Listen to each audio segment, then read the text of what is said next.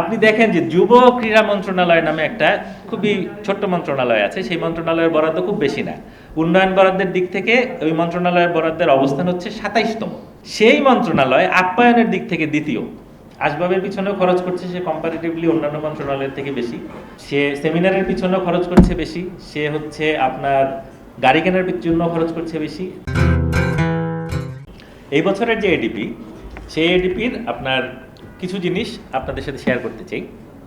সেই এডিপির মধ্যে ধরেন আপনারা যদি অর্থ বিভাগের ওয়েবসাইটে যান, দেখবেন যে ওই এডিপির প্রকল্পের মধ্যে আবর্তক ব্যয় কত, মূলধন ব্যয় কত, এরকম হালকা একটা ব্রেকডাউন, এটা আসলে বিস্তারিত হিসাব না, কিন্তু হালকা একটা ব্রেকডাউন দেওয়া আছে।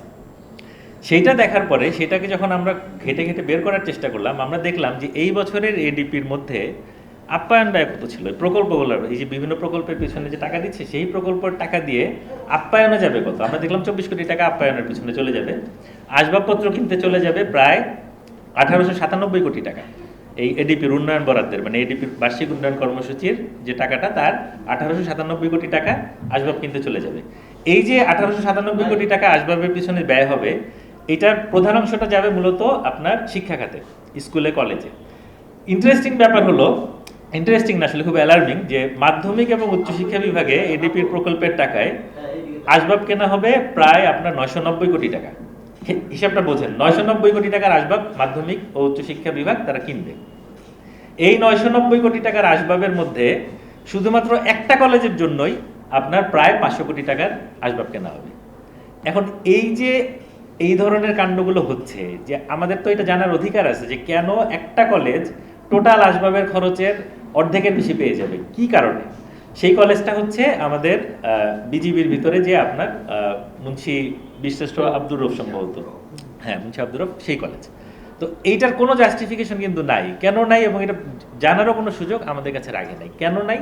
এই যে যেই পদ্ধতিতে, যেই প্রক্রিয়াতে বাজেটটাকে উপস্থাপন করা হয়, সেই কারণে নাই। এবং আপনি দেখেন এই বছরের এডিপির মধ্যে সেমিনার বাবদ খরচ কত।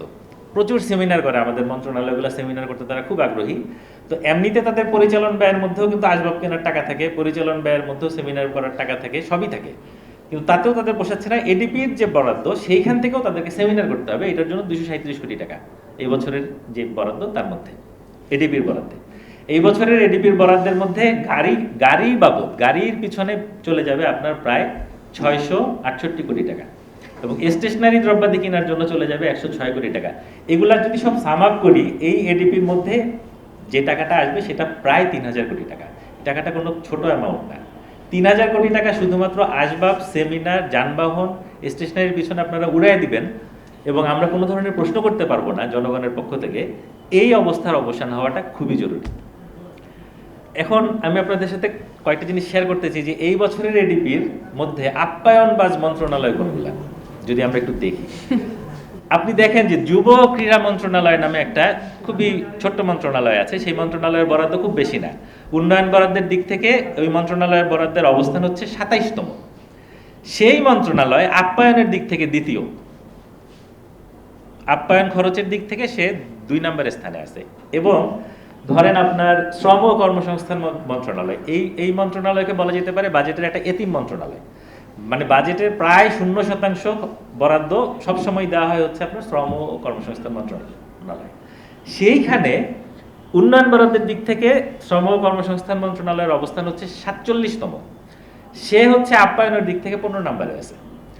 এই যে অ্যানোমালিগুলা, এগুলা নিয়ে আমাদের প্রশ্ন করতে হবে। ধরেন আসবাবের ক্ষেত্রে সেই যুব ক্রীড়া মন্ত্রণালয়, একই জিনিস আপনি দেখেন, খুবই ইন্টারেস্টিং। যুব ক্রীড়া মন্ত্রণালয় বারবার আসছে, সে আসবাবের পিছনেও খরচ করছে সে কম্পারেটিভলি অন্যান্য মন্ত্রণালয়ের থেকে বেশি, সে সেমিনারের পিছনেও খরচ করছে বেশি, সে হচ্ছে আপনার গাড়ি কেনার জন্য খরচ করছে বেশি। প্রত্যেকটা জায়গাতে এই ধরনের ছোট ছোট মন্ত্রণালয়গুলোর, যাদেরকে অন্য কাজে পাওয়া যাচ্ছে না, শ্রম ও কর্মসংস্থান মন্ত্রণালয়, আমাদের এখানে টিএনজেড এর শ্রমিকরা ধরেন দফায় দফায় তারা হচ্ছে বকেয়া বেতনের জন্য রাস্তায় নামলেন, কত কিছু করলেন, এখন পর্যন্ত তাদের 58 কোটি টাকা শ্রম কর্মসংস্থান মন্ত্রণালয় ব্যবস্থা করতে পারলো না মালিককে চাপ দিয়ে। অথচ সেই তারা হচ্ছে সেমিনারের পিছনে দেখা যাচ্ছে তারা 10 কোটি টাকা খরচ করে ফেলছে, তারা গাড়ির পিছনে কোটি কোটি টাকা খরচ করে ফেলছে, অথচ তারা শ্রমিকদের পিছনে এই টাকাটা তারা তৈরি করতে পারছে না।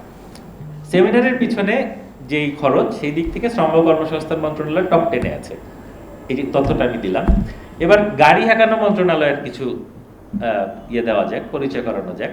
এই বিষয়ে 1 নম্বরে আছে আমাদের জননিরাপত্তা বিভাগ। উন্নয়ন বরাদ্দের দিক থেকে তাদের অবস্থান হচ্ছে 30তম।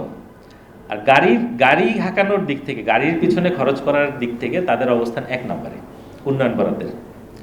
আমাদের বন ও পরিবেশ মন্ত্রণালয়, এই মন্ত্রণালয়ের বরাদ্দ কিন্তু খুবই কম। এটা হচ্ছে আপনার উন্নয়ন বরাদ্দের দিক থেকে এটার অবস্থান ধরেন আপনার 28-29 এরকম হবে। তো তাদের আপনার হচ্ছে উন্নয়ন বরাদ্দের দিক থেকে তাদের যে যানবাহন খরচ সেই বাবদ তাদের অবস্থান হচ্ছে 4 নম্বরে। এবং যুব ক্রীড়া মন্ত্রণালয় টপ 9-এর মধ্যে আছে, শ্রম ও কর্মসংস্থান মন্ত্রণালয় হচ্ছে 16 নম্বরে আছে, এবং সে উন্নয়ন বরাদ্দের দিক থেকে তার অবস্থান কিন্তু 47 নম্বরে। সুতরাং এই যে ঘটনাগুলো এখানে ঘটছে বাজেটে, এইটা অনতিবিলম্বে বন্ধ আসলে করা দরকার ছিল। এবং এটা কখন বন্ধ হইতো? যদি আপনি এই পরিচালন ব্যয়ের বিস্তারিত বাজেটে আপনি পাবলিক করতেন, যদি আপনি এই প্রত্যেকটা জিনিস বিস্তারিতভাবে বলতেন যে আমি এতটা গাড়ি কিনছি, এই জাস্টিফিকেশন, এই মডেল, এত দাম, আমরা তখন বুঝতে পারতাম যেটা বাজার দরে কিনছেন নাকি আপনি বাজার দর থেকে অনেক বেশি দরে কিনছেন, প্রয়োজনে কিনছেন না অপ্রয়োজনীয় কিনছেন, সেটা বোঝার রাস্তাটা বাজেটে নাই। এইটা আনতে হবে, এটা হচ্ছে 1 নম্বর কথা।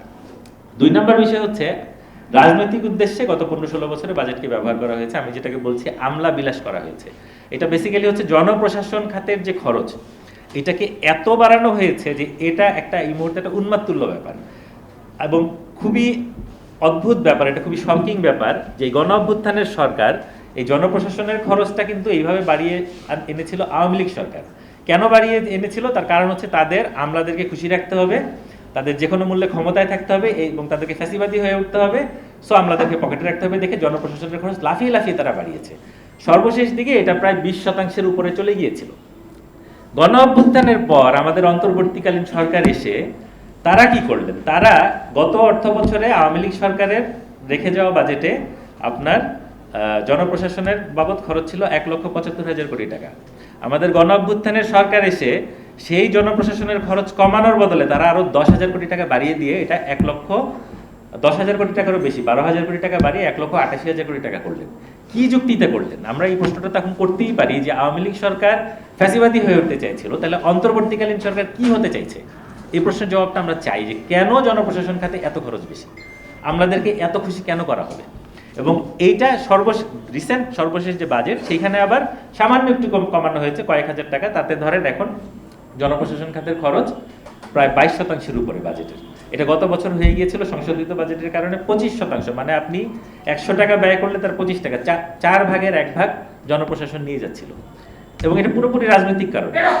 দ্বিতীয় রাজনৈতিক কারণে যে কাজটি করা হয়েছিল গত 15 বছরের বাজেটে, সেটা হচ্ছে বাজেটের একটা পুলিশীকরণ করা হয়েছিল এবং সামরিকীকরণও করা হয়েছিল একদিক থেকে, এই সেন্সে যে সাধারণত বিভিন্ন মন্ত্রণালয়ে প্রস্তাবিত বাজেটের থেকে অ্যাকচুয়াল বাজেটে খরচ কম হয়, এটাই স্বাভাবিক কিছু কিছু মন্ত্রণালয় বাদে। কিন্তু এই আপনার জনশৃঙ্খলা ও নিরাপত্তা বিভাগ এবং হচ্ছে প্রতিরক্ষা খাত, এই 2 খাতে দেখা গেছে গত 15 বছরে অন্তত 9 থেকে 12 বছর প্রস্তাবিত বাজেটের থেকে অ্যাকচুয়াল বাজেট অনেক বেশি ছিল।